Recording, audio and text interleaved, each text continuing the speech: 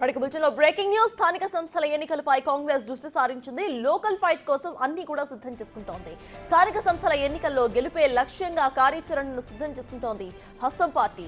రాబోతున్న local body ఎన్నికల్లో వీలైనన్ని ఎక్కువ స్థానాలు గెలుచుకునేందుకు ప్రణాళికలను చేస్తోంది. దీనికోసం టీపీసీసీ చీఫ్ మహేష్ కుమార్ గౌడ్ రంగంలోకి దిగబోతున్నారు.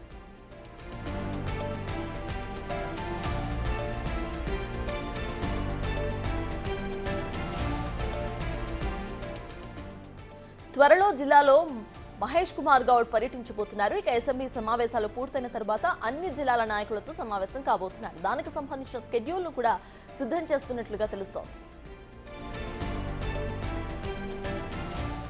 జిల్లాల్లోని నాయకులు, కార్పొరేషన్ చైర్మన్స్, జిల్లా పార్టీ అధ్యక్షులు, పార్టీ అధికార ప్రతినిధులతో సమావేశం ఏర్పాటు చేయబోతున్నారు. 2 వారాల పాటు పార్టీ లీడర్లతో మహేష్ కుమార్ మాట్లాడుతున్నారు. స్థానిక నేతలను కలుపుకొని ముందుకు వెళ్లేలా ప్లాన్స్ చేస్తున్నారు. ఈ సమావేశం ద్వారా పార్టీ లీడర్లు, క్యాడర్ను సన్నద్ధం చేసేందుకు టీపీసీసీ చీఫ్ యాక్షన్లోకి దిగబోతుంది. ఇక 2 వారాల పాటు లోకల్ లీడర్లతో మీటింగ్ అయ్యి పార్టీ గెలుపు కోసం ఏం చేయాలో సమాలోచనలు చేయబోతున్నారు.